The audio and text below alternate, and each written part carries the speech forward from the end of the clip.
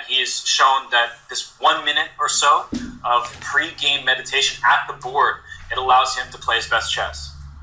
Yes, absolutely. And you actually saw Vidit doing that whole procedure of meditating, perhaps visualizing the outcome of the game, pausing before he continues with his opening moves. It was very, very successful. And I saw a very interesting interview with Vidit where he talked about his approach to chess, about how he was constantly reinventing himself. He'd find strengths, and then when things didn't quite work out, he would just completely go back to the drawing board and work on a different approach.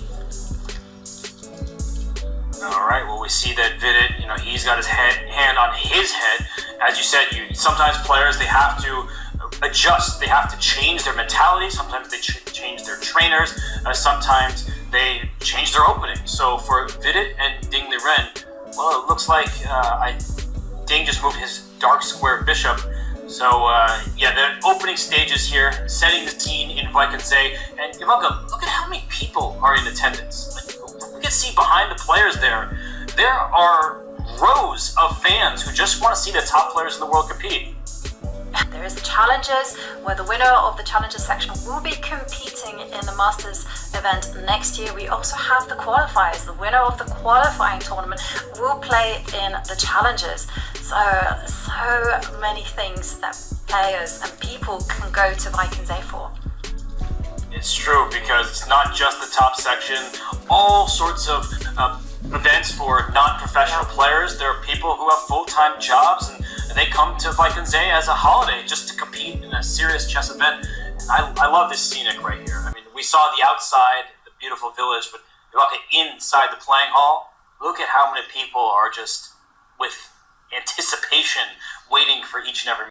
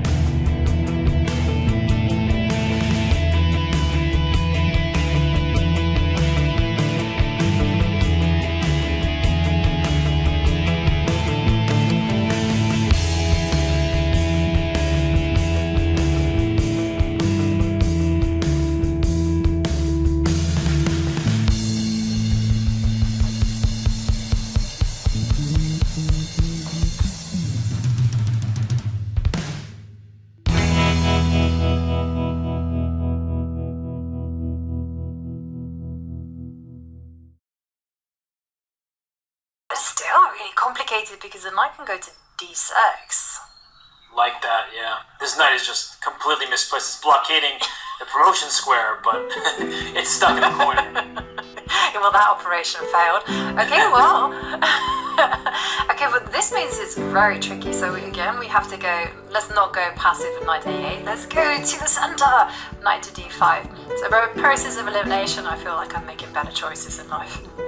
Yes, it says white is only slightly better, which means that we're within that holding territory. We're taking away the c7 square, which is super important for that white knight. And if the knight does move back somewhere, like knight to d4, then black, you can take this pawn on b2 and try to get rook behind the a pawn. At some point, black can also go for the a pawn directly, but I do think that white is winning this endgame at this point because the black rook is too active.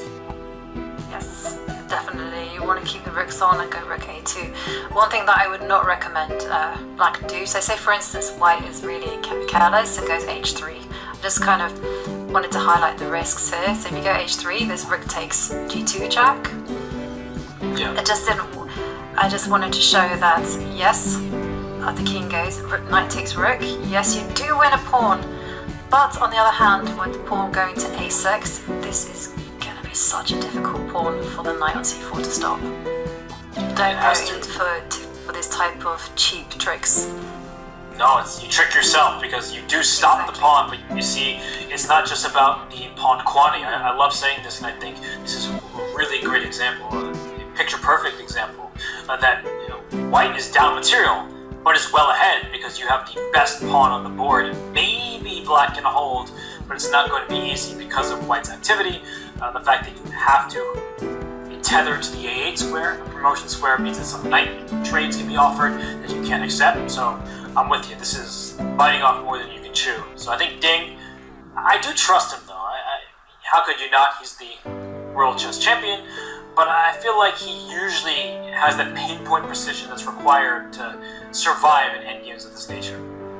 Yeah, and I have one final question. I mean, is Ding perhaps tempted to simplify the position immediately by going rook to a8? With the idea that after rook takes c4, you can just simply go knight to b6 and say, well, all's well that ends well. This is a good try indeed, and we see that Ding takes your advice and plays rook a8, giving up a pawn to get a pawn. With that kind of liquidation, I don't think black is in any danger. Okay, well, very interesting position there for Ding, but we are anticipating that this is going to end in a draw. So should we go back to the bird's eye view and take a look at some of